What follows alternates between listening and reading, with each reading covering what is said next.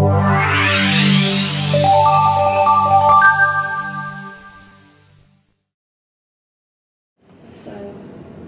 Rachel. I'm the president of Academy Health, and Academy Health was just recently revamped.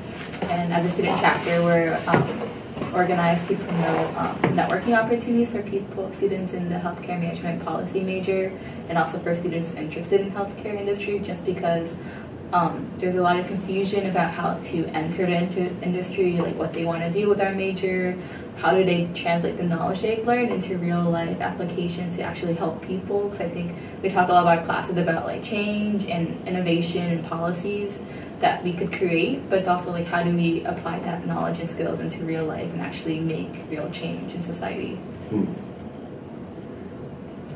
Yeah, right now I am a junior in the NHS majoring in healthcare management and policy. So in a year from now I'll be graduating, but I'm now in this process of like thinking about different job opportunities and like what are the different types of things that I could do in the healthcare field outside of the clinicals and in the hospital. Right. And how does that environment look like? Because right now we're not really so familiar with the type of environment and like how is like daily work like, and then what kind of opportunities are there. Okay. What year are you? I'm a sophomore. Sophomore, okay. Yeah.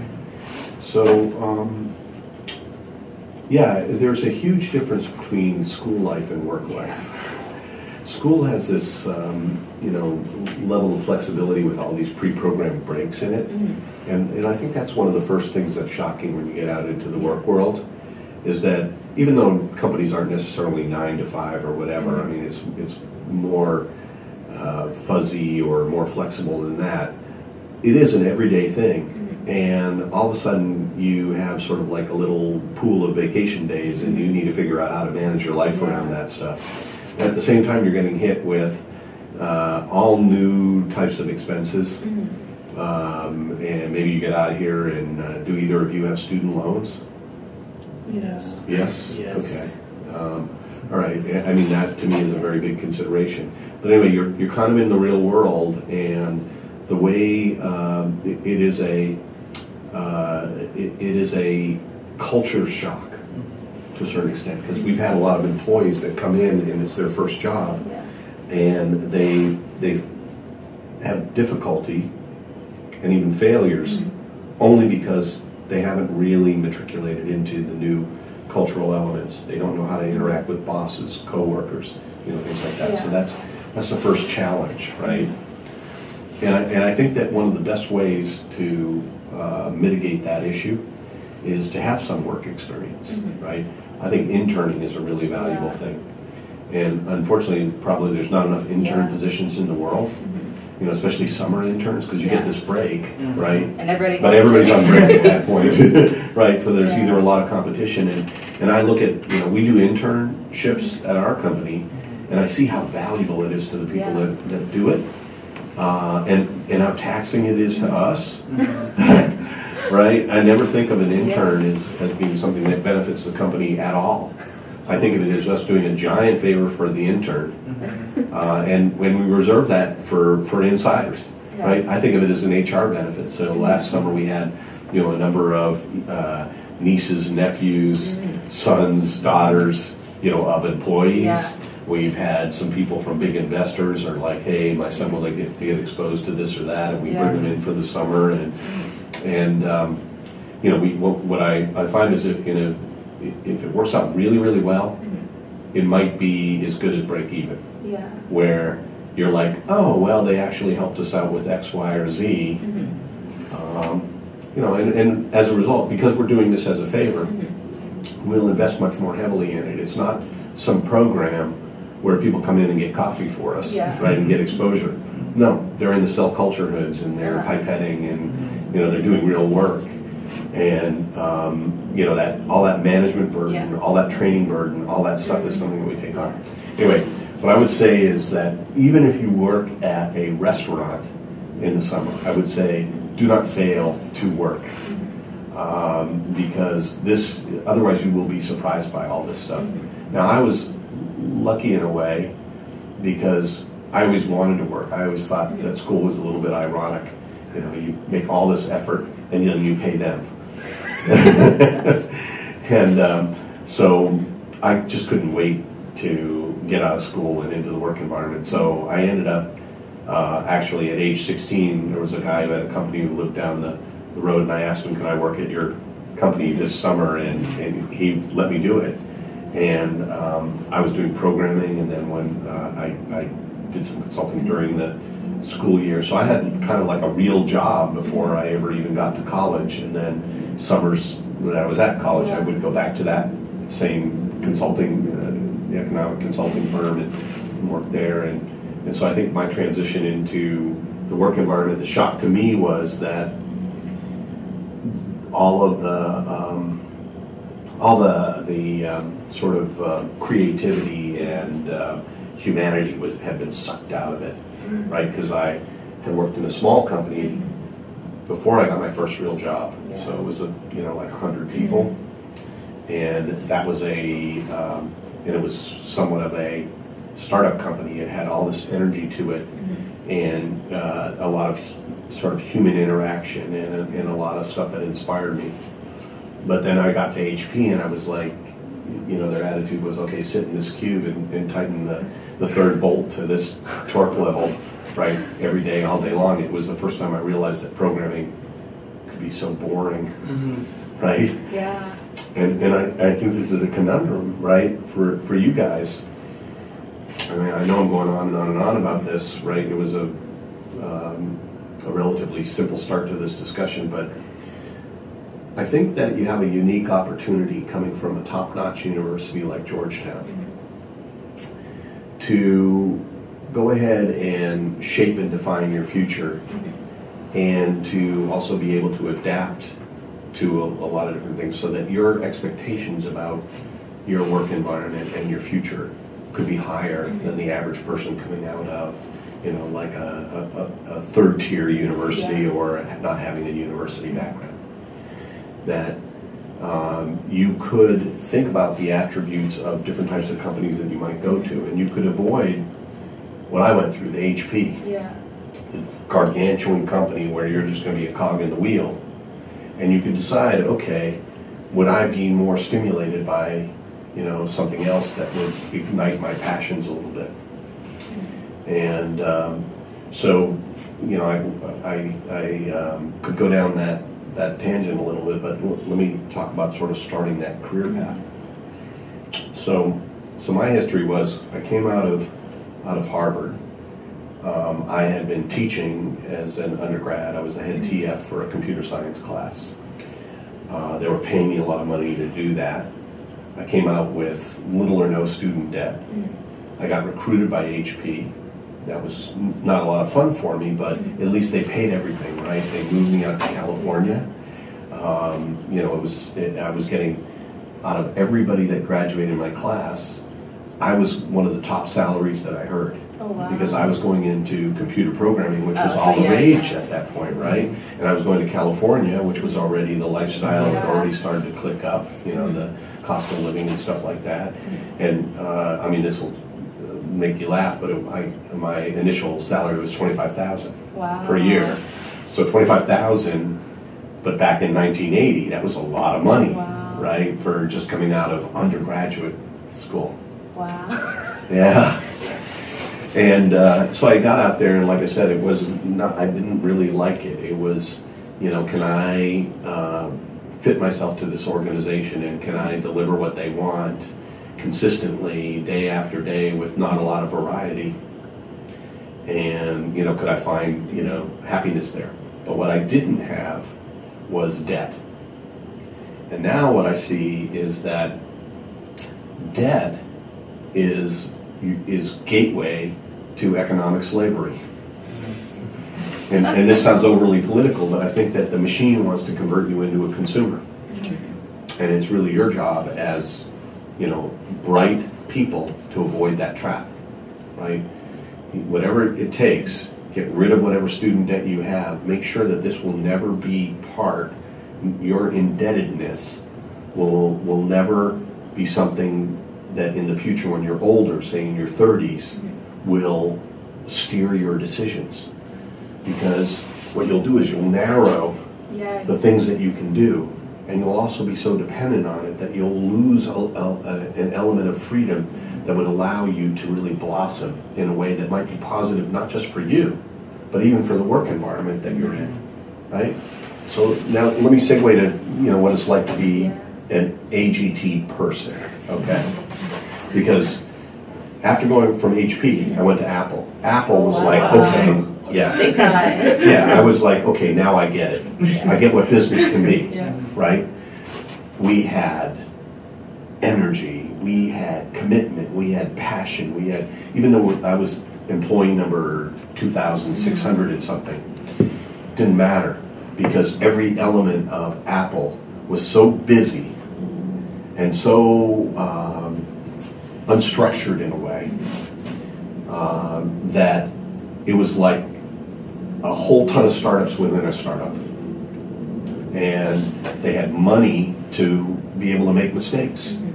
And that it was like my admission to Harvard. They just identified somebody that had talent, and they said, okay, come in here and start bailing. Grab a bucket and start bailing, right? I love those types of environments. I attribute that, that time at Apple as having given me my street MBA, right? Because there were all these brilliant people around me. It was, like Harvard or Georgetown, but now I was getting paid, right? So I was learning and doing stuff. I still had, these huge projects that I had to put together for my organization, right? But it all made sense to me. I was doing all this work, and I was learning all these things through my work, but I was also getting paid. I was out in the real world now, and that I loved it. Well, AGT is like Apple on steroids in a way. It's sort of it's probably like what Apple was when it was, under 100 people. And that is that I have this big belief that if this part of you is really, really well developed, if you are smart and creative and flexible, this muscle has that, then you can kind of do anything, right? In our industry and probably at Apple, nothing had ever been done before, so there weren't any experts. No, but what we needed was brilliant people that were passionate about our mission, right? Worked hard, had energy, and were team players. And then, that's the kind of organization that changes the world. And I think that, if you're up to that environment, that is a really fulfilling environment where I treat everybody like I like to be treated, which is I want to be entrusted with an objective. And then I want the freedom to deliver not just expectations, but maybe a surprise. Maybe something even better. And Apple was really like that for me. And AGT is definitely like that for me because I'm always being asked to do something new that is way beyond my training or my experience or whatever. Because why? There's no limit to what gene and cell therapy could be. And therefore there's no limit or bar that we're trying to meet. It's just we're trying to get as far as we can. And there isn't any history or tradition or standard operating procedures that apply to a company like this because this thing has never existed before. This is, the microcomputer market of the human computer. It's like an unlocking of all this potential. It's like this incredible thing that we have, this little secret that we have at AGT, that our mission is just to get that out to the masses as quickly as possible. And I just want to do very general things with it for humankind, which is to reduce suffering and reduce premature death from terminal diseases. And it's an unlimited amount of things that could be done out there. And this technology itself, it isn't everything that it will be, but it's enough to solve a lot of problems already. And so it seems to me to be very much like the graphic user interface back at Apple. We knew we had something really special, and that it was important to get that to the world. because people wouldn't really get the benefit of computers until they could interact with computers in a way that was natural, right? Well, I heard a story from the executives at Apple. I mean, this was,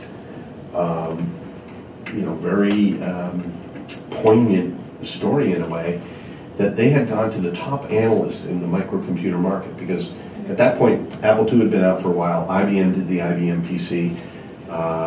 Business Week magazine had put on the cover, or it might have been Time magazine, and the winner is, and they showed the IBM PC. In other words, like, okay, now that IBM's here and they made a serious business computer, the Apple toy is dead. And so Apple was showing their new graphic user interface, the Mac, to an analyst, and he said, it'll never catch on. The mouse just will never catch on, and here's why. And he leaned back in his chair and he put his feet on the desk, and he pulled that keyboard back that had that little phone cord, squiggly cord. You guys don't even know phone cords. You have to know that. And he pulled it into his lap, and he said, this is how people interact with a computer. They don't want to keep reaching here and doing this. Oh, so that's why they're... So in other words, in other words, like, computer experts have found a really comfortable way to communicate with the computer, and therefore, game over, right? You can't improve on that. They've achieved something that's highly efficient, and therefore, you're not going to get them to go play with a mouse anymore. But see, the guy missed the whole point. We weren't trying to sell to that guy. We were trying to make a computer, an appliance that everybody owned. We were looking forward to that day when everybody would have a computer in their pocket, and it would have GPS, and it would do all their phone calls, and it would play their music and their videos and their... I mean, that was the vision of Apple, right? And the graphic user interface was the first step in that, and bitmap graphics and point and click, right? And so it's it's just fascinating to me that we were, were engaged in this mission that everyone out there, all common wisdom, all tradition, all existing companies rejected.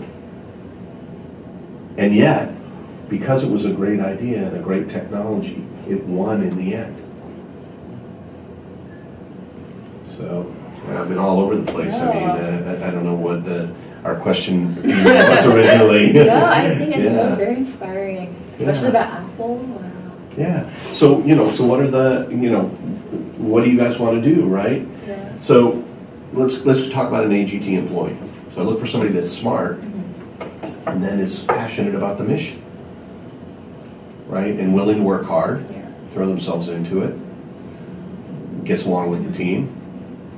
And then, this is when the Margaret Mead quote is right, that, a small group of people can change the world if they just have the right idea or the right technology. And I think that you guys need to decide where in that spectrum, from a job where, you have security and everydayness and, a set, sort of set, structured environment, to an environment like Apple or an environment like AGT, and where your comfort zone is, and what would light your fire, right?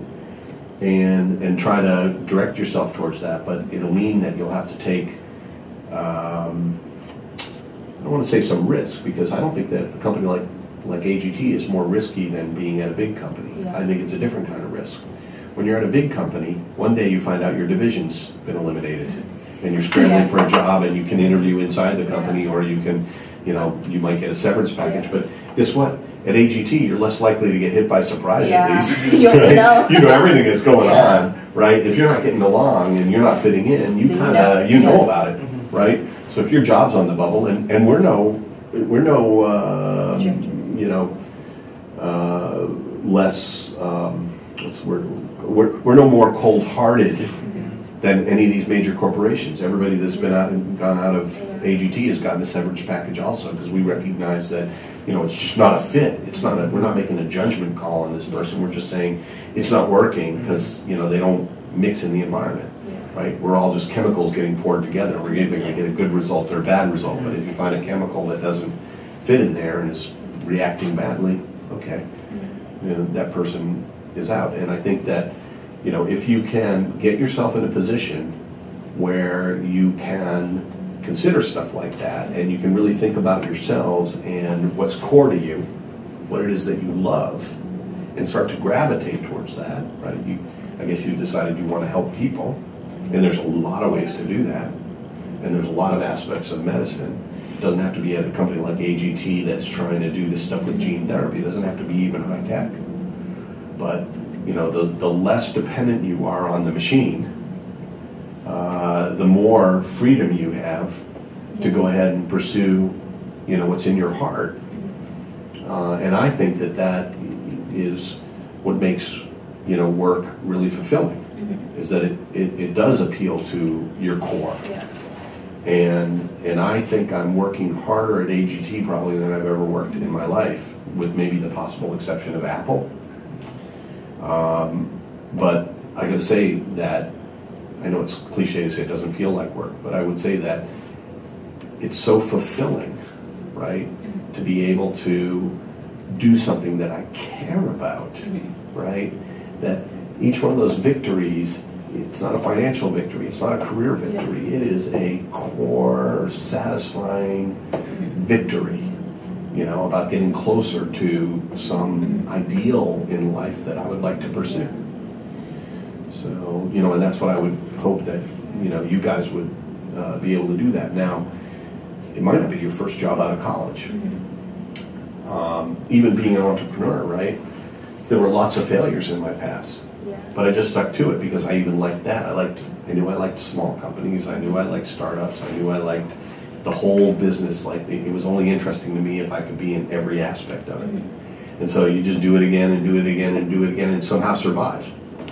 Right? And even AGT has been that same sort of history, right? There were loads of times when I had to figure out some creative way to make sure that we could pay everybody and make it to the next month or the next year or whatever, because we can't do anything if we're not there, if we don't exist.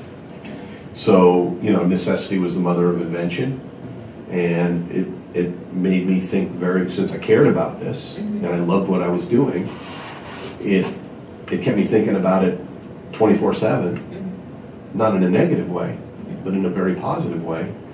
And it sparked creativity about a whole new business model that could live in the environment and come out the end of this period where nobody was interested in these technologies with something of huge value that other people would eventually recognize as having value, because people's vision would have caught up. Like that guy who leaned back and said nobody will ever use a mouse. 2 years later, he's touting the importance of the graphic user interface like he knew it all along, right? And that's the way the world is, right? If you have vision, you're seeing something that might be 5 years down the road, but that the world will get there. And the question is I always liken this to a wave that you see on the horizon. You could try to swim out to that wave and then keep up with it the whole time. Or you could say, okay, when is that wave going to hit? And you could start building your surfboard right there in the water, in the shallows, right? Because you know that, all right, I can sort of see where this is going to break. I may have to adjust a little bit, and keep an eye on it. But you wouldn't spend all your energy, right, trying to keep up with that wave that whole time until it was ready to surf. You could actually prepare yourself and be there when everybody else arrives. Well, that's sort of what AGT did. So we ended up with an IP portfolio that was basically inexpensive research that was done at the basic level of viral vectors and genetic constructs and roots of disease and things like that was not a huge budget. It wasn't a $100 million investment in clinical trials and things like that. But on the day when everybody else was interested in this, we had $500 million worth of IP, having only invested about $10 million. That's not a bad return. Yeah. And then, getting to the point where we had invested about $17 million. Now our latest valuation on our IP, right? This tool set and its potential to make things, it's $1.7 billion. But all that was just a matter of seeing, okay, where is the important stuff in my personal vision of the future, And can I gather some of that up while nobody cares about it? And the answer was yes. And that was just invented from the fact that I wasn't going to be able to go the traditional route. I couldn't, decide that, I will go ahead and build a company to compete with a Pfizer or a Roche or a Bluebird even, or, any other startup biotech, because I knew that I could never get those kind of resources together. So I had to figure out another way, and it turned out there was a lot of things in this technology that you could leverage with new models in new ways, that all those people that were going the traditional route, they couldn't even see the value of it, right? Because they were just too used to, having cigarette boats way out there on the horizon and chasing the wave, right? And I was somebody who realized that there's no way I can compete with that. So, I got to figure out another model to make this thing happen. But I think that's kind of where we are. Now we're more like a snowball rolling downhill. There's just so much going on with an HIV cure that's going into the clinic this year. So we're going to cure HIV. Yeah, wow, exactly. And I'm not kidding you. I mean, I just think 99.95% chance that this thing that we've developed, and we've done 8 pilot runs of it, so we see the blood from HIV-infected patients. We can see the number of target cells that run around and mop up HIV virons successfully as opposed to being infected by HIV virons, that we have a pretty high confidence level, and we have the dream team of HIV that all believes in this. That's why I'm so confident. Not because I know HIV that well. I think theoretically I know it, but because these people really know it inside and out, and I can read how they feel about this stuff. So we'll cure HIV, in the next 12 months, come back here, and you'll be like, geez, how'd it work out? I'll be like, yeah, we got a dozen patients cured, and, now we're talking to Gilead about whether they'll commercialize it, or, I think that's, how that project will go. But in the meantime, because we're always looking for opportunities in terms of building our surfboard, right? Well, my CSO walks in and he's like, yeah, I got a big background in gamma delta T cells, and I think we could get gamma delta T cells to work this way in cancer. I listened to it, and again, I'm not a cancer biologist or whatever, but, and I hope you'll find this about yourself someday. You can tell a smart person, and you can tell a person who's got a good idea and that they know what they're talking about, because smart people can recognize other smart people, right? And so, figuring out who to put on your team and when to believe them and when to back them, and how to compromise with these people, and and how to prioritize, right? Because you can't do everything. Will help you to build something of value in your lives, right? Because everything's a team sport now. There's no such thing as, well, there are certain careers where you can just do it on your own, but I'd argue that they're not the best careers. Anyway, he came in and he had this idea, and I was like, that sounds like it's got a lot of potential to me. Let's call up the attorney and get a provisional patent on this, and let me see if I can get some money so we can develop it, and we did. Well, it turns out that his idea is every bit as brilliant as he thought it was and I thought it was when he told it to me.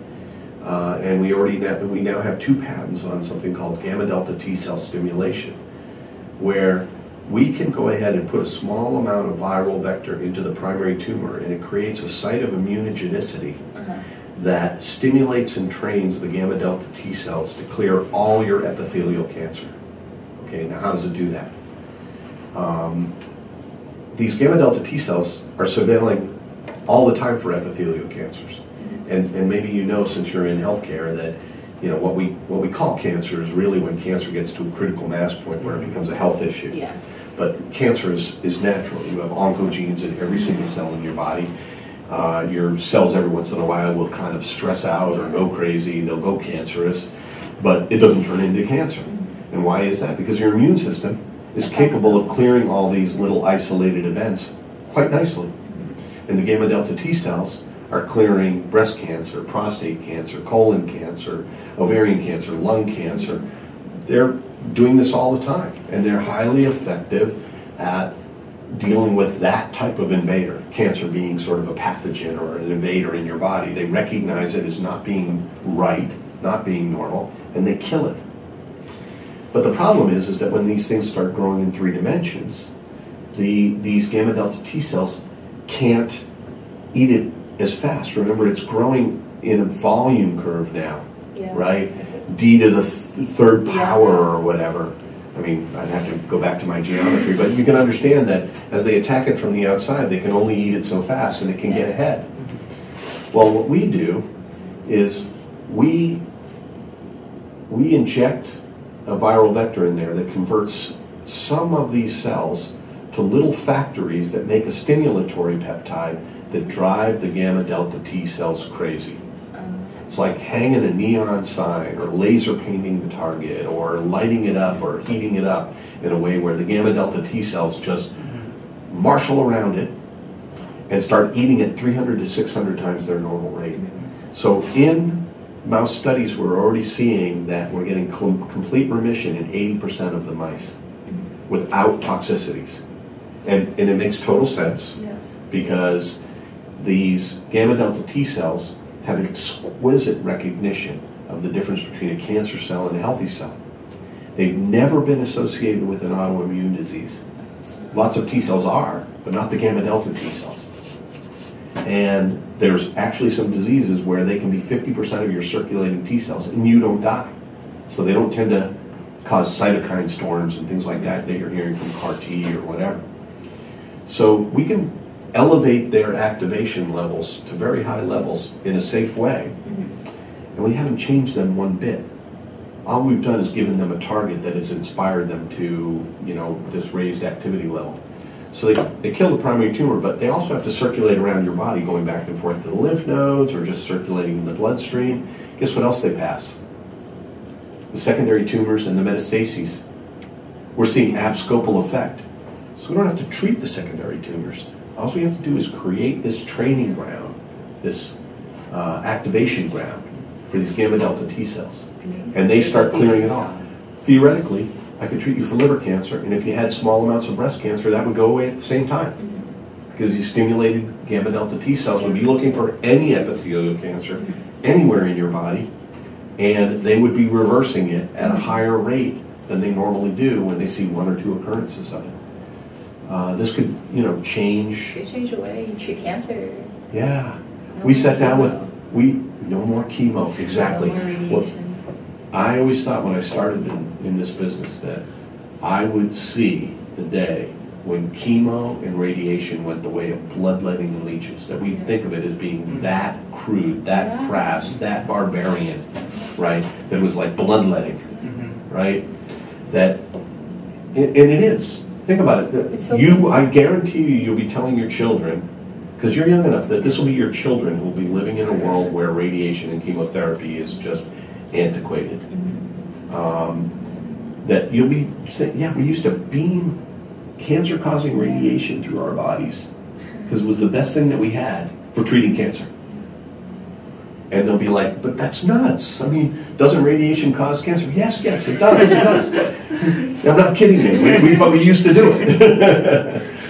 and now, we just go ahead and we give you a virus, or we treat the tumor with a virus, and that's not the end of it, too. It could get better and better and better. This right now is some capabilities that we have, and we creatively apply this within these biological systems to repurpose or inspire these cells to do more than they were doing before, and it's therapeutic to that disease. But that doesn't mean that it's the best way we'll ever do, right? The Apple II wasn't the best microcomputer that ever came out. Software, hardware, everything improves. This is the nature of technology, right? It doubles in capability every year and it halves in cost. And it's those elements that tell you that if you can dream it, you can do it. In other words, anything is possible. You don't know necessarily how long it'll take to get there, but you can assure everybody that you will get there eventually. And it will be a practical solution that applies this technology that is improved over time and gone down in cost, further and further and further, so that this becomes part of everybody's life, like the cell phone. It also reminds me of LASIK, how it used to be so expensive, but now it's like I have farsightedness, and it's just like LASIK is always like, it's no longer something that's I can't have. It's like something I can have because, it's so common now. The cost is going down. Technology has improved so much. Yeah. It's like I don't have to worry about wearing glasses anymore, contacts when I'm older. I just have to wait until I'm older and suitable. Whereas I'm sure, 50 years ago, LASIK was like a luxury. Yeah, that's right. Well, I mean, the thing about cell phones, right? So there's all these villages in Africa where they don't have phones, but they have cell phones. Mm-hmm. Right? They actually skipped a whole generation of technology. I learned that concept. Yeah. And I think that, that's why one of the things I like about this business is that, yeah, it's going to cost, for people that have HIV, the initial treatments that come out from Gilead might be $500,000 treatments. Now remember that an HIV patient costs $1 million just in medicines for life. So $500,000 is cheaper, but it's up front, of course. But what you're not even considering is all the comorbidities. When people have low-grade HIV infection and they're on antiretroviral therapy every day, not only do they have crappy quality of life because they feel sick every day and they have bone density issues and increased chances of cancer and cardiopulmonary events and, in and out of the doctors all the time. But that's expensive, right? So your HIV patient is really like, a $10 million, $15 million investment. And he has to suffer with all that, or she has to suffer with all that. Well, now for $500,000 you can incur them up front. Well, that's just the first treatment. Remember, if we don't obsolete ourselves, somebody else will, right? VisiCalc got obsoleted by Lotus 123. Lotus 123 got obsoleted by XL. This is the nature of technology, is you better make it better and you better compete or you will be in the ash bin of history, right? Having missed, a future that you created, right? VisiCalc was the inspiration for all these things. You guys probably never even heard of VisiCalc. No. Have you heard of Lotus 123? Oh my gosh, that's amazing. Okay. They're gone. I know, I'm so old. So, the way I see this playing out in HIV is that, now it's a fairly extensive procedure. We have to take an HIV-infected patient. We draw a 400 milliliter leukopak. In other words, it's a filtration of their T cells. It's a small amount. But then we have to put it through 12 days of processing and then put it back into their body. Now, that's, to do that profitably at the kind of margins that a Gilead expects, it's going to have to be $400,000, $500,000. But we're not going to stop there. We're going to make eventually just a shot in the arm. You come in infected, here's a shot. 4 or 5 days later, you stop taking your antiretrovirals and you're done. And then we're going to come out with a vaccine. So nobody who doesn't have HIV will ever get it. And we'll see the end of HIV in our lifetime. I believe I may see the end of HIV in my lifetime, but in your lifetime, guaranteed. And, it'll be better than polio, right? Because there's still small amounts of polio around the world, right? If you get polio, you are going to have complications that you will suffer for life. But if you're one of those rare occurrences of HIV in the future, it takes 10 years before it can ravage your body. You detect it early, which is cure you, it's nothing. So HIV will actually get to a point where it's better, the situation is better than polio. In other words, that HIV will be just as rare, and the consequences of a little outbreak here or there will be nothing. It'll be nothing. And the cost of getting to that point will be declining over time. The same way the cost of cellular phones declined over time and became practical for a wide audience. That cellular phones turned from those bulky things that you saw in the old movies. With an antenna that pulled up, right? Those satellite phones that you see now look a lot like the first cell phones. They're about the same size. And now, a cell phone is, it's only as big as it is because you want a screen that's that big because it's easier to watch a video, right? So they do 100 times as much as the old cell phones at a fraction of the cost. Even the service is a fraction of the cost. In a package that is a fraction of the size, and it's practical for all different types of purposes, and it's crept into every aspect of our life. Well, these cures will do the same thing. You won't be able to afford it today, like LASIK surgery, but wait 5 years and you can afford it. So if you're now with healthcare and you're in the United States and you've got healthcare through the university, and you come down with cancer, it's like, hey, no problem. You can get a $300,000 thing, and you're cured. You're back on the street. Oh, I had liver cancer. I thought I was a dead man or whatever. It's like, no, but now I'm walking around. I'm still productive. I'm paying insurance premiums. I'm paying taxes. I mean, this is the thing: is that all these things that are death sentences are worth a boatload of money to reverse anyway. But if you've got insurance, you'll always be eligible. But when will people in rural China or rural India have these things? Yeah. Well, you wouldn't have believed that they would have had cell phones, and they do now. And you wouldn't believe that they'll have these treatments that are $500,000, when they first come out in the United States. But I'm telling you that they will, and they'll be, $100 treatments. So, I mean, that's just me rambling, but I mean, what does it make you think about in terms of your future, or what questions does it bring up in your mind? I mean, what's interesting in this whole, rant that I went on, that, sort of, what's interesting to you, and what do you want, is there anything you want to hear more about, or is there something as it relates to you personally and thinking about your future that, I might be able to give you something I learned from my past? I know, like, the whole spectrum talked about, like, security and like, doing what you want. I think I see that a lot in Georgetown. I think, especially in the business school, a lot of people want to go into consulting, or like work on Wall Street, not because they love it, but because it's money. Right. You get money, you get that security. I think a lot of people in Georgetown, like, it's this whole, like, sellout perspective where you sell out your soul to get that money. And to work for those, like, big names, like the Big Four. Yeah. And I do my best to avoid it, but it's very hard when all your friends are like talking about it, and you're like, oh, I'm getting this internship with like EY or Deloitte. Yeah. And then even my peer advisor, like, I knew consulting wasn't her type, and she ended up getting a job with Deloitte because she was like, it's the first thing. It was the most convenient thing for her. She didn't have to wait until later to apply for other jobs. Right. Because consulting recruiting's in the fall, so she could get it over and done with.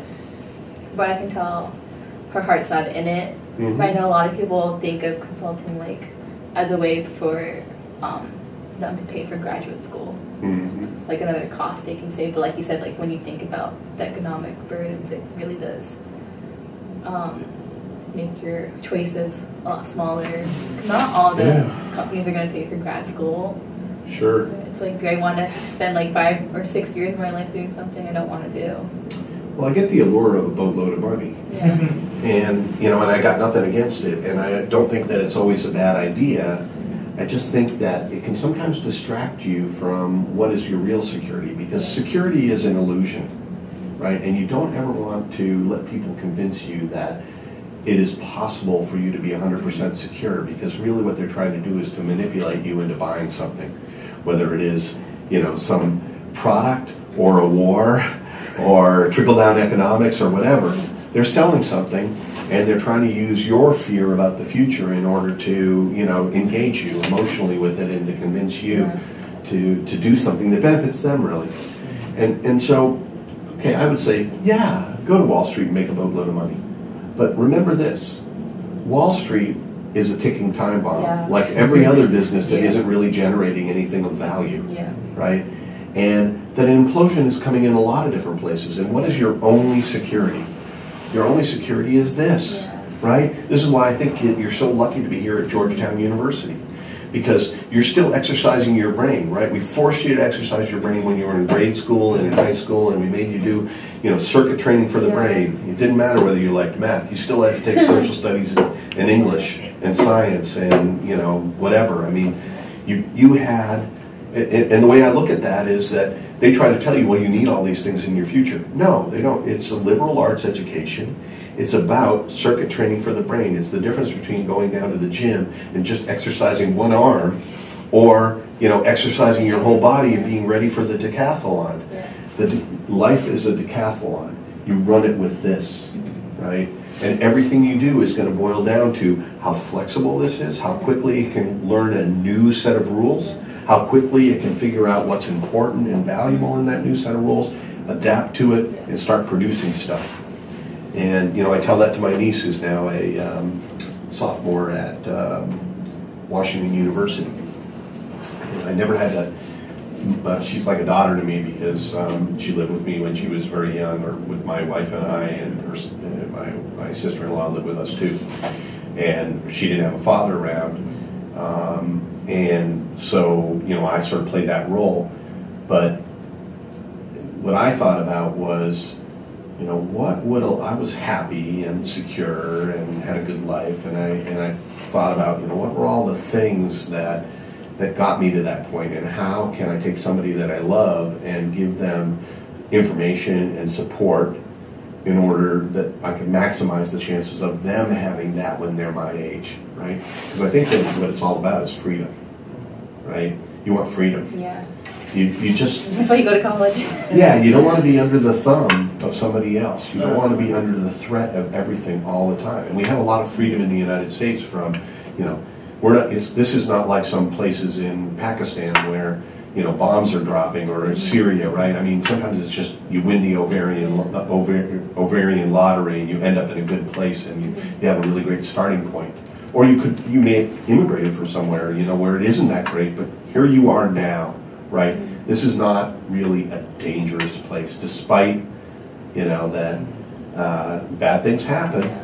But, life is dangerous and then you die. I mean, this is the reality of it. And if you spend all your time trying to insulate yourself against every danger, what you end up doing is having nothing in your life. So, we're lucky enough that we have a reasonable set of risks here, right? You're just as likely to be killed by in a car accident as anything else. Or all the things that you worry about added together don't even add up to crossing the street, here in the city. And remember that, right? You can't isolate yourself, and don't get onto that, don't get caught up in those things. But what is the real security, right? It is that you're necessary. You're necessary because you can produce something, probably as part of a team, that means that the people around you have to value you to a certain extent and rely on you. So even if you have a boss, they're really your teammate, right? They worry about the management aspects and you worry about the production. You're doing a project and they're doing the interfacing and communication and budgeting and whatever.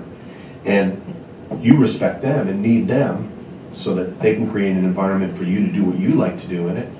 And they need you too, right? Because it wouldn't matter if you don't have talented people to actually produce the real stuff. So, yeah, do whatever you want. I mean, earn a boatload of money. But remember, don't stop developing this. Don't stop learning skills. Don't stop learning how to play new games, right? Because this is the way I look at it, is that every one of those A's that you earned in high school all it was that they create a game for you. You have to figure out the rules and what you need to produce in order to get the biggest prize in that game that's possible. And the biggest prize is an A. Then eventually you get into the real world. It's still a game. The only difference is you get to pick what games you want to participate in to get the prizes that are important to you. Whether it is more time off, more money, better car, whatever, right? Power. Now you can decide, what do I want out of life? And, the other key ingredient for my niece, in addition to saying, look, if you get all A's, what you're learning about yourself is that you know how to play a whole bunch of different games, and you can adapt to different games. And if you're having trouble in this class, that's the most important game for you to get an A in, right? If that's a hard one, then it's your most important A. Your easy A's are just natural, but your hard A's are the things where you literally were underdeveloped in some part of your body, the body of the mind, right? So you couldn't run the decathlon if you needed to. You had better develop that part. You better focus on that part. You better work on it even harder. Work for her, right? Okay, so now you got this flexible brain that's ready for the game of life. Then what's the next thing? It was that economic slavery I was telling you about, right? So what will society try to do to you? They'll try to convince you that you need things that you actually only want. Right? Because your needs are so minimal, right? You just need a roof over your head. You just need food to eat. You just need somebody to love you, right? You know, you just need a little bit of free time. You just need some fresh air and some water and some food, and that's what you need, right? Everything else you just want. There's nothing wrong with wanting the world, but don't let those start to creep into your mind as things that you need, because you'll start acting like the things that you need. And it's highly motivational, right? If you think you need a Mercedes-Benz and you really need it, it becomes like air to you, right? If it's part of your self-image or whatever, you will literally sacrifice everything to get there, and you may actually achieve it. And I don't think that that's necessarily, you know, I can't comment on that, and I think there's been times in my life where I've acted that way. But what I can say is that you have to motivate, you know, self-motivate to get what you want, and not artificially be motivated to, you know, pursue things that you really don't need. And to really keep that absolutely crystal clear in your head. I was saying this to somebody I was having dinner with the other day.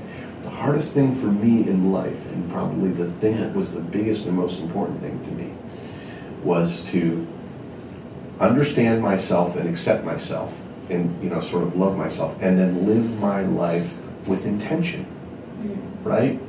To not just be something blown around by the wind, to not just be something that was under the influence of everybody else, to get to a place where I said, I've got stability, I've got survival, I've got all these things that, you know, my needs are satisfied. And if I don't mistake something that I want as a need, I'll never feel, you know, that the stress of scarcity, right? Now I can look at, you know, what do I want to do with my life? What do I care about? What appeals to my core, you know? And that's a, you know, that, you never arrive on that journey, right? Never totally. But I think that that is what happens after college, is that, you know, they don't ever teach you to think about the big questions. Even if you take philosophy, right, all you're going to be is confused. Because philosophy is like, you know, it questions everything, right? It's like the Steve Martin joke. He said, you know, if you take geography, you're fine. You know, in 5 minutes out of college, you forget everything you learned. If you take philosophy, you remember just enough to be screwed up for life. And I think that seeing yourself in the world, and a journey of self-discovery, and coming to grips with just what you are, and that that's okay, right? And then to achieve that level of stability where you can then say, okay, what has meaning to me? And this is what I hope my niece will achieve someday. And this is what I feel like I was lucky enough to get to in my life. That, you know, even at my age, I look around and I feel that 95% of the world never even gets a chance to get to that point, because they're just born in a bad situation, right? Or not as good a situation as I was born in.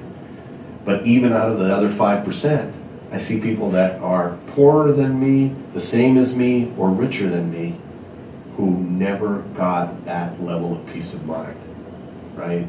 And you look at all these folks who seem to have every single attribute of success, right? The Wall Street penthouse, you know, the drivers, the fancy cars, the incredible vacations, the vacation houses, whatever. And they don't have peace of mind, right? They put on their pants, you know, one leg at a time like the rest of us. Whatever hassles they have in their life are still their biggest problems, right? Your hassles may be different, but it's like, yeah, life is like the laundry. It just keeps on coming. You never get to a point where you have no responsibility, 100% freedom, total flexibility, whatever. No, you have to find joy in between, you know, the things that you have to do. And you could find that at any given level if you're, you know, following your core at the same time as, you know, developing your skill set and combining that all together with some good and intentional thinking about where you want to go. It's It's really powerful. I feel like I've learned so much. So much career I can really advice. like relate to that, especially right now. I'm like looking at a different career path. It's just like what is gonna motivate me to choose a certain career path? Is it gonna be my money, or like is it gonna be like your passion, what you really love doing? Mm-hmm. And that's really enlightening. And like all the things that you said, is especially like how you should really follow what you really love or like have a passion for, because that's just gonna keep building for the rest of your life, no matter how rich or no matter how Absolutely. how much you achieve like your wants, but it's just your needs that are most important. Yeah. If you're going to compete on anything in life, compete on happiness and peace of mind, right? And really, what would success look like to you? Right, it would. Yeah. It would be happiness and peace of mind and feeling like you're a good person, right? Loving yourself because you feel like, yeah, I'm in this world and I'm not just destroying it. I'm building it. I'm a positive thing within the community. I am consistent with my ethical standards, my moral standards. You know, that's the peace of mind thing, right? This is what so many of those people that look like they're successful that they don't have, because they also understand that their past is littered with destruction, right? And that what they have done is consumed. That if everybody was like them, the world would just shrivel up and turn into, you know, a prune and explode, right? Because it couldn't support, you know, that sort of materialism, that sort of selfishness, that sort of, you know, self-absorption, right? Always love that idea that at one point I heard some politicians say, we don't think of it as haves and have-nots. We think of it as the haves and the will have soon, right? And it sounds really optimistic, but I think, yeah, I love that idea that we can all be rich. This is the bastardization of the whole idea of the American dream. What is the real American dream? That everybody has opportunity, right? That you can survive even if you're poor. You can still have a good life. That's what they used to think. That was the American dream. You could come here poor, you know, and not be under threat all the time. You could eke out a living, and you know, if you worked hard, your kids might do a little bit better, and you know, you had some upward mobility, and you know, that was the American dream. And it was something that everybody could share, from the lowest person to the highest person, right? But now the American dream has been, oh, you can be like Kim Kardashian, you can be rich, right? You can be, yeah, it's all about, you know, we could all be rich. And I just think, well, that makes no sense at all. Let's say we all were billionaires. You know, it wouldn't be a very good life for billionaires, would it? It would cost you $1 million to get your lawn cut, right? Because what billionaire is going to like put down their mint julep and, you know, head over to your lawn and do manual labor unless you make it really worth their while? So all of a sudden, everybody's not rich. Everybody's just poor together again. But this idea of an economy that's inclusive, well, that is something worth aspiring to, right? Where you can find your place of comfort in there that's consistent with your being, even if your being is just materialistic. It doesn't matter. But you aren't sabotaging that environment for everybody else. You aren't sucking from it in a way where there's no longer opportunity that runs from top to bottom. And I think in a rich country like this, with all these resources, this is the one of the few countries on earth that could maintain that for the next 100 years, for the next 200 years, for, you know, whatever. I forget why I went down that tangent. But yeah, so, but I do remember one thing I did want to say to you is this, is that don't worry about making the right choice. The only right choice is investing in yourself, okay? And building that skill set, right? And building your understanding of yourself and the world, and, you know, getting more experience and making decisions based on where you are, what you see realistically around you, and where you want to go next. Because the world is not static. It's changing anyway, right? You know, these Wall Street people are going to be really surprised because, you know, probably at some point we'll have another Great Depression. Why do I feel that will happen? Because I see all the same things that came right before the last Great Depression, right? I mean, even cryptocurrencies. Cryptocurrencies are the empty stocks of, you know, the pre-depression era, because there was a point where there were no laws about issuing stock. So you just made up a company that sounded impressive, you know, and then you issued stock, and you got rich, And if people believed the stock was worth money, they sold it for more money and more money, and everybody was getting rich until this giant Ponzi scheme just all collapsed on itself one day. Well, what are cryptocurrencies? They're not supported by anything physical. They don't even have a country that says that we'll always honor them, right? That we won't just wipe out that currency and make a new one. So, all these things are lining up. The income inequality is lining up. The idea of, the richer the rich get, the better it is for the poor people, right? All these things, all the games that happen on Wall Street. Well, so these Wall Street people will make money for a short period of time, but they'll be discarded, by Wall Street when Wall Street doesn't need them anymore, right? And so, they face the same issues in the future if they haven't developed this at the same time, and if they haven't been able to see reality and plan, ahead of the curve. In the 2008, 2009, remember the real estate collapse? You guys aren't too old for that, right? The bubble, right? And I just kept hearing, oh, nobody saw it coming. No, I'm like, even I saw it coming. I was like, of course, everybody saw it coming.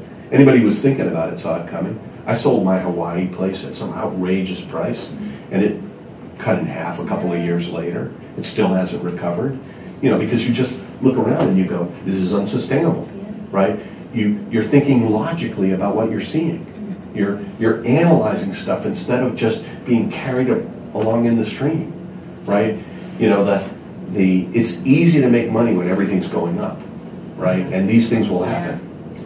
But it's the person who can figure out when it's time to get off the merry-go-round that can avoid the inevitable crash, right? And smart people can do that.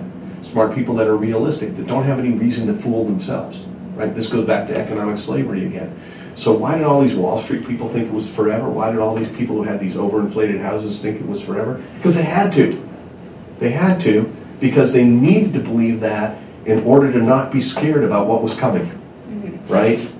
And so it's amazing how people will put the blinders on because they cannot deal with the facts right in their face, the reality right in their face. They want to believe in magic, or they want to at least disbelieve in mathematics and physics and economics, because if they believe that, they'd be really, really worried and really scared, right? So Wall Street people that are, driving their Lamborghinis, and, people living in $2 million houses that were, $800,000 only, 3 years earlier, right? And $200,000 5 years before that, have to believe that it'll never end, because they're even, getting equity lines on these things, and, they recognize that they could end up underwater.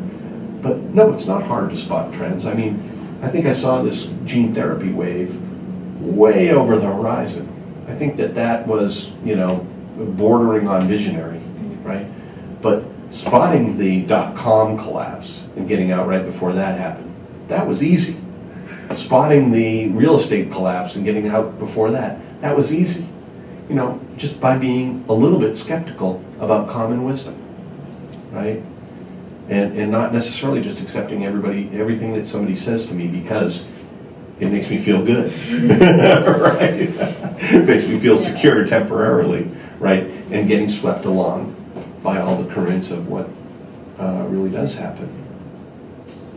So, if you're on Wall Street and you're smart and you're aware and you care about reality and you think skeptically and you weigh things out and you have a plan B, right? My life has all been a plan A, B, and C. A is my aspiration, B is realistic, and C is survival. And all I got to make sure is that I stay above C, right? Then everything else is open to me, right?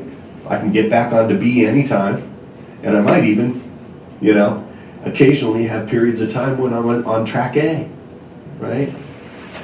And but that requires an unbelievable amount of realism to be living on track B or even track A, and still remember, okay, here's all the things all the forces at work, and here are things that can change this And how do I get into a situation, how do I make sure that I never fall below C, no matter what could happen? It's worth having in the back of your head, not to be scared of it, but just to have that extra level of security of knowing that I've got a plan C. That person over there has no plan C. That my Wall Street friend, even though they're sitting right next to me at the next desk making $1 million a year just like I'm making, that person's spending all their money. And they think this is going to go on forever, and now they need to think it's going to go on forever, because if it doesn't go on forever, they're out. Yeah, they're up a creek without a paddle, right?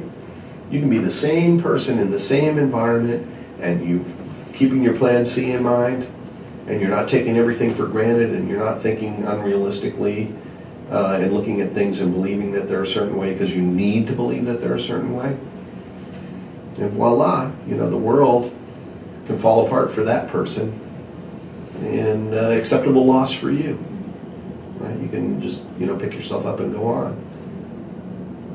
I saw so many people ruined in that real estate bust, but I wondered, did you really think that real estate could go up 35% per year forever? Right? I mean, how does that equate to just normal economic activity? It doesn't, right? Economics was a very valuable thing for me in my life. I love the idea that you can reduce human behavior to curves, curves and equations.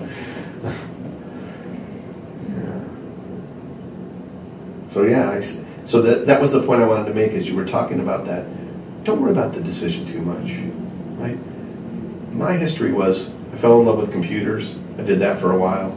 Then I fell in love, then I ended up retiring just because it just worked out, because I also fell in love with real estate. I was trading real estate. I had some startup companies between the whole thing. Eventually I just looked at my bank account and I didn't have to work anymore, and I was only 40. Wow. But it wasn't a plan that I had. It was just that I just kept pursuing things that I just loved, right? Then I got married, so I fell in love. Yeah. And I started to feel like I wasn't getting intellectual stimulation, so I started looking for something to dip my toe in. Then I saw viral vectors, and I fell in love again. And here I am, 10 years later, right? And this is going to sound like conceited or cocky or whatever, but I think that I am at the head of that I lead the #1 gene and cell therapy company on the planet. That I have something special within my company, that core thing that all these other companies don't have. Doesn't mean that they won't be profitable. It doesn't mean that they won't do well. It doesn't mean that they're going out of business. But our thing is bigger. It's a mission and it is a potential that far exceeds anything I see anywhere else. And it didn't come out of, a plan.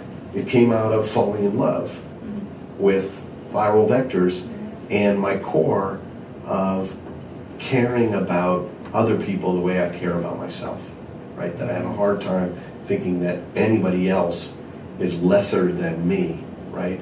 That I can't necessarily feel like, well, I can be important and that person can't be important. No. I love stuff that lifts us all up. That's what I loved about computers. It was going to lift us all up. I love viral vectors because it's going to lift us all up. Gene and cell therapy, and now gene technologies, which I define as the reprogramming of the human computer to make you better, to improve your life, mitigate disease, help you live healthy and happy. And, again, it wasn't the first thing I went to. You're young. You guys are so young. You guys have your whole life ahead of you. I'm 60. I still feel like I have a lot of life ahead of me. I know that sounds weird, right? That I could do this for another 10 years. I'm loving what I'm doing. I haven't run out of, sort of energy or, ability to remember things or think through problems yet. And with gene and cell therapy, I may never run out of that. I may literally be able to take a shot and, my Alzheimer's will go away. and so, there may be even more time for me. But for you guys, right, your life doesn't, my life didn't even begin till I got out of college, right? You guys are 0 years old when you graduate, and you have a huge, huge, huge amount of time. And as long as you don't get yourself down into, you know, a dead end in the maze, right? In other words, if you're smart enough to keep yourself out of trouble, then you will find something that has it all for you, right? Where you're surviving, thriving, and fulfilled at the same time. And it may be a mix of things. It may be, you know, a mix of family, work, you know, whatever, leisure, community. It may be something that you do where you just feel it fulfilling because you get a good feeling out of seeing other people who are feeling good, right? Because that's, you know, something that lifts my spirits. But, you know, don't worry about this first decision. It's nothing. It's nothing. It's just one. I read some study when I was getting out of Harvard that said that the average Ivy League student, who you would think would know what they wanted out of life, switched careers 7 times in their life. A major shift in what they were doing 7 times. Just keep worrying about developing yourself. Just keep investing in yourself. You know, keep respecting yourself. You know, keep maintaining yourself, especially your brain, and good things will happen. I think like what you said about like doing what you want in life, that really rings to me, because my parents who like immigrated from China, when like they came in, like I know because they told me, but I know like what they're doing right now is not what they want to do, and it's because when they immigrated to China they had like no money, and they're doing like what can keep the family afloat. And like my mom, like she's doing like database developing, but she's told me, she's like, if I had my choice, like I would open a business because I think that's really interesting. She's like always like event planning, and like, you know, I was on to like, I love cooking, so maybe opening like a dumpling shop or a coffee shop. But she was like, you know, it takes a lot of money, it takes a lot of time, and like my dad has his own business right now, but I know he doesn't like transportation, which is what he does, and he's like, yeah, if I went back in time when I went to China, when I was in China, he was saying how he would rather have gone to that medical school, but he didn't because at the time his family wanted him to stay close, and the college that he was going to be attending focused on like shipbuilding and transportation. So I think, and they told me like, Rachel, like the one thing you do, like no matter how much money you make, is you have to be passionate about it. And so like, you know, which is very like nice to hear, because like they're encouraging me, and I think they don't want me to go through that. They want me to like, well, that's real love, right? Yeah. I mean, think about that even though, like with my niece, I could say, I want you to have a great life like mine, right? And your parents are saying, we want you to have a great life like we didn't get. Yeah. Right? And this goes back to the idea that the world is not static. Yeah. Right? And they shouldn't be feeling bad, you know, that because the world was changing, and they even immigrated here, right? I mean, they were born in mainland China. Yeah. So, you know, it was a manifest destiny, and you know, if this is the aspect that I think love is a good thing to think about, you know, and to try to understand what it is, and I think that's also a very long journey. But one aspect of love in my mind is that they literally feel pleasure out of you feeling good, right? And that's an amazing thing. Parents frequently have it for their kids. Sometimes husbands have it for wives, and wives have it for husbands, right? Sometimes brothers and sisters have it for each other. But it's a type of love where what you achieve will actually give them fulfillment at the same time as it brings you fulfillment.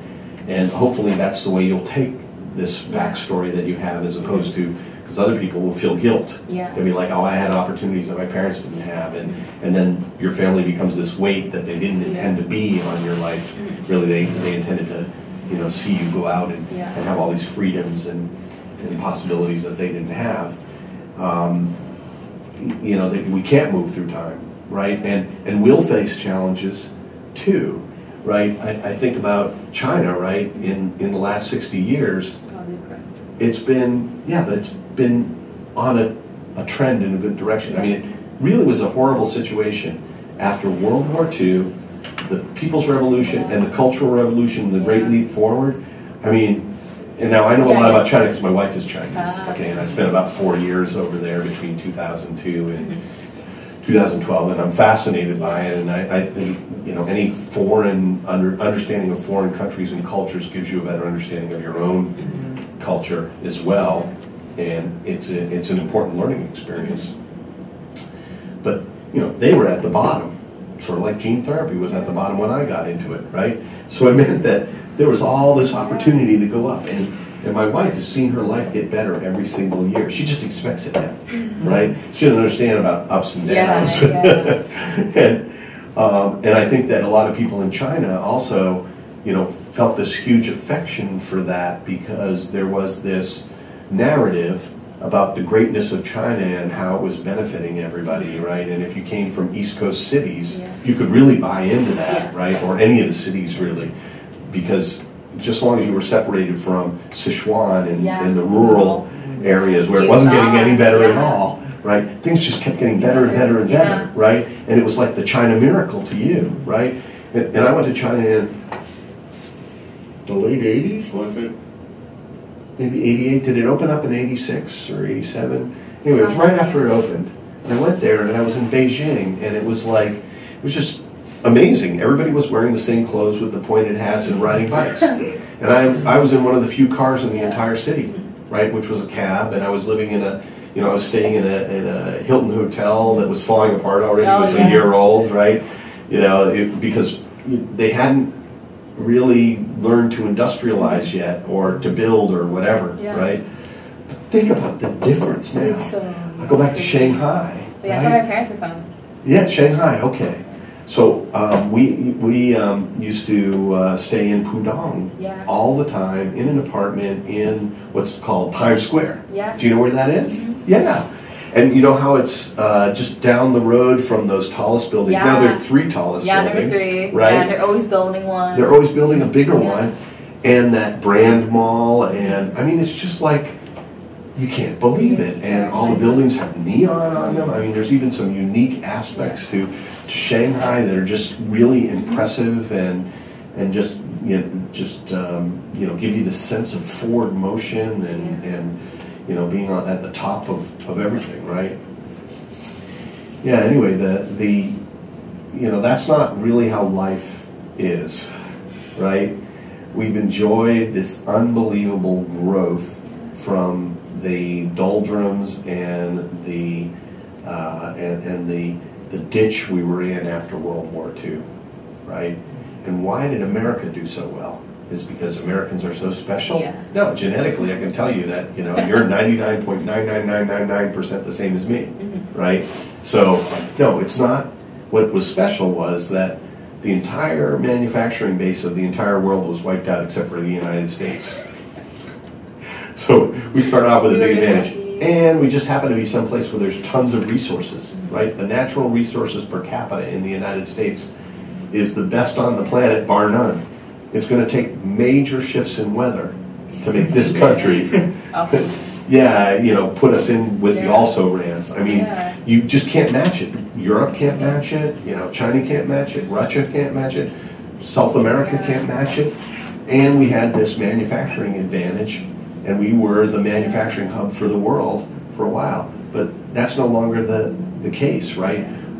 We have to reinvent ourselves. We have to, you know, think of, if we really want to be 5% of the population of the world consuming 20% of, you know, of the world's resources, right? Having a life that's 4 times, you know, what the expected life would be if you based it on average, right? Well, then we're going to have to figure out what's our next advantage. To me, could be medical technologies, could be energy technologies, right? You know, what would, if we were the source of, you know, all of the new types of energy, then could we still enjoy this competitive advantage over the rest of the world, and a better lifestyle, and a, you know, and a better environment than everybody else does? Is possible. You know, and it totally ignores the question whether we even deserve it, right? Are we being fair to everybody else in that situation? I don't know. I do know that, you know, my first allegiance is to my family, and then my second is to my community, and my third is to my state, and my fourth is to my country, and my fifth is to the rest of the world. So there's these concentric circles. So, you know, I live with the inequity in that way. But yeah, I mean, it's an interesting situation. So it's not, you know, there's no assumption. Like, you'll face your own set of challenges going forward. You know, your parents had a certain set of challenges, and they landed in a good place, and they even have the joy and security of having a better place for their kids to grow up in, right? Better than they had, and that's a really good feeling, right? Because a lot of times you're scared for your kids about what the future holds for them. But then you'll have your own, you know, things that you'll overcome, and you'll find, you know, again, it'll all boil down to, in my mind, your brains and your ability to see reality and react to it and adapt and, you know, and evolve, right, into the whatever environments come. You're gonna learn so much. I have to like write it down when I get back. Absolutely. Like, I have to look over the video and be like, like the top 5 things Jeff has told me tonight. That's so nice of you to say. Yeah, I hope it's useful. I actually, it should at least inspire some thinking, right? Yeah. So I run a healthcare blog. Just like every month, I kind of like write like about something about healthcare that I think people should know about. And so I think this month I've been struggling. So I think I'm going to write about career advice. I've taken from this little session. Yeah. I can send it to you. Sure, we'll put it on our site.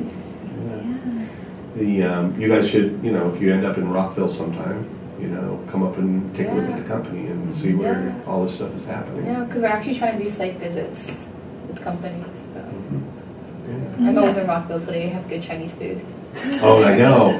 They really do. Yeah. And my wife loves it there. Oh, yeah. It's better even than San Francisco Bay Area because it's really recent immigrant food. Really authentic. It's the real stuff. Exactly. Yeah. Like San Francisco's like a little bit hipster vibe, but here it's like authentic. Yeah, it really is. Yeah, there's so many restaurants where you go in and they have sweet and sour and stuff like that for the guai lao. Am I saying that right? Guai lo? Yeah. And my wife jokes about that with me. Because I grew up in Boston, and my mother loved Chinese food. We used to eat Chinese food all the time. Egg foo young,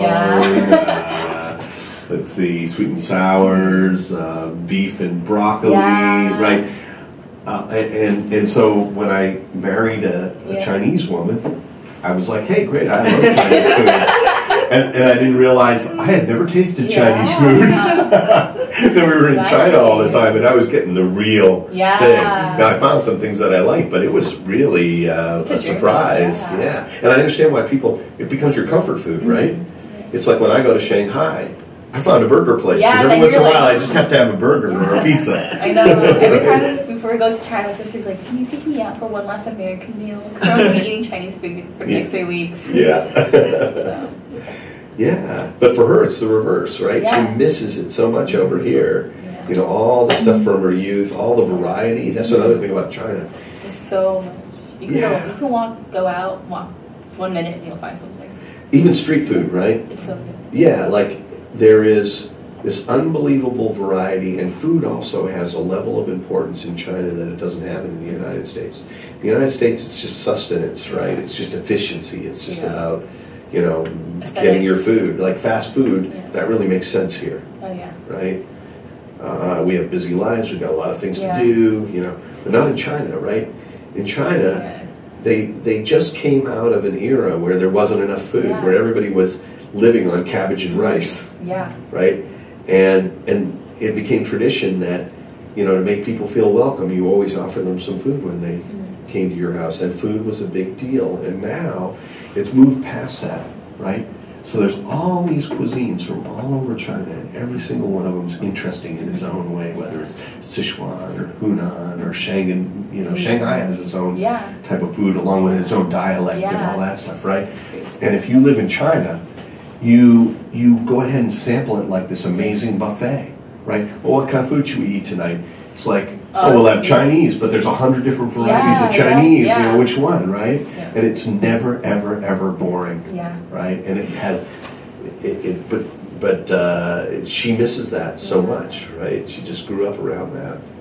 How's it like in the Philippines? Oh, it's kind of like similar as well because we're 7,107 islands. So it's like each different island has its own dialect as well, and it's grown to have its own kind of unique food experience because each place has its own different kind of resources and like what's availability. Right, right. From island to island, they might have different ingredients even, and they come up with clever ways to combine them. Yeah. What's one of the best things I love about food is that you can really tell a lot about the culture based on like what they use in their food and how they prepare it and why. Really? Yeah. Yeah, I thought about that. I'm sure that's true. Yeah. And for the Philippines, I've learned that most of our kind of dishes was made so that we fully utilize like portions of like a pig or like a cow. Oh, right, right. Because there wasn't a way to store it necessarily, right? We didn't have fridges back then, so that's what that's why some of our dishes right now like exist the way they are. It's like our adobo. Like back then, I'm not sure if you heard of it, but it's a traditional Filipino dish where it's like chicken or like pork, and then you put soy sauce and vinegar. And then back then, when the Spaniards came, they actually taught us on how to make it, and that was our way of like preserving the meat so it'll last longer. So that's why it's now become like this traditional meal because it's like lived a long time and grown to like love it. So. Yeah, it's. Yeah, it's true. I mean, food evolves, I guess, just like, the whole culture evolves. And there will be some things that relate between them. So you would learn a lot about the culture from even just the history of the food. Cool. So I think you guys should expand the group. Yeah. And we do this again, not during midterms. Is that what happened? It's midterms, and so nobody could show up? Oh, you should see people's Google calendars. They were filled up. Well, I walked around and I saw a few professors, and they were saying that it was quiet because there were a lot of test taking. Or studying. But this week was my niece's finals week. Really? Yeah. So. Yeah, and we're definitely committed to continue to work with you. I know you can do it, and I think it's great, that we were a part of your first 50% of your first meeting, actually. But what we could do in the future is, use Eventbrite or something like that, and get registered people and get them. And I really think you can do it. I think it's the fact that you have a chapter in a very important healthcare organization, like it's, I think it's great. And I hope that I definitely learned from sitting here. And I do think we can definitely use this content to share with others. I mean, because what you're expressing, I really felt like that's what a lot of students are feeling. Like, what am I going to do? I know. What's important? Making money or your passions. And I think it's so cool. Jeff's example is that he has done really well, but his focus has been his passion. And so I think that's a very cool learning experience, because I even feel like you're not saying follow, something that you like. You're saying dive into what you absolutely love. Like and love are two different things. Totally different things. And that you have to be clued in. I know that both of you are trying to figure out what you want to do, but like you said, listen to what you're interested in, and really keep pursuing it until it just clicks. Sounds. Yeah, and love is what you view as being important too. Doesn't mean that it isn't going to be hard. It isn't necessarily have to be something where it's just like nirvana all the time. No, but it has to, be worth your time, right? Because it's important, and because it's important to you, because that thing would be different for anybody. there's so many different things to do out there. Yeah. And also following your passion that you're totally in love with is fun. I mean, I think you have a lot of fun in the office. Oh, yeah. You know, really, you can see just the joy that comes from, it's true. Yeah. You know, you leave a meeting and you're excited, or, you know, and that's really, and I think, obviously, everybody says, you know, you follow what you love and be passionate, but I think it is clear that what Jeff is saying is, because I got so in love with these things, that success just came as a result. And yeah, I think it's... And that the only success that's important is your happiness and your peace of mind, too. Yeah.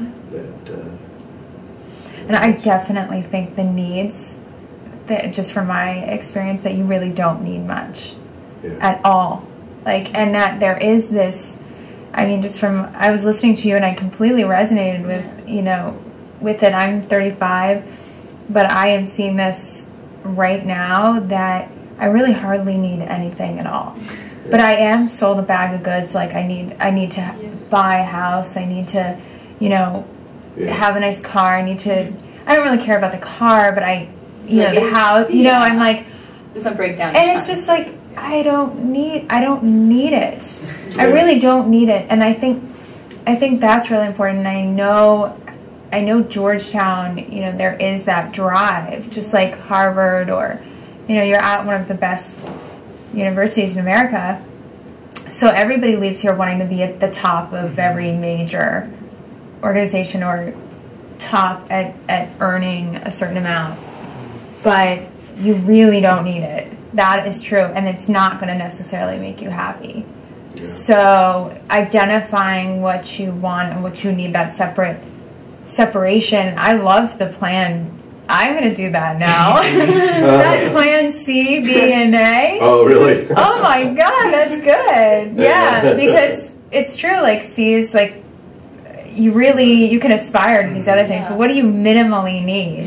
Yeah. And actually writing that out on a piece of paper, you're gonna find, like, you could live, if you know, there are places all over America that the rents are not as crazy as DC. I mean, you really don't need that much. Right. You obviously need health insurance, but but if you cut your costs on other places, you know. And really survival isn't really an issue for you coming out of this university, because you know, that if you can be in the top 30% of people in the country, you're going to be fine, right? Yeah. It's not like coming out of China when your parents came out of China, right? Because in China it was top 2% in kindergarten got into the good, you know, grade school, and the top 2% of them got into the good high school, and the top 2% of them. It's so hyper competitive, right? You got to be the best of the best all the time. It's one of the reasons that we have this sense of Chinese people in the United States as all being PhDs and all being super smart, right? Because to get to escape velocity in your parents' time from China, everything had to go right, right? You had to get there. But it's not like that in this country. Yeah, it's way more competitive than it used to be. Because in a perfect world in the United States, 90% of the people would be just fine.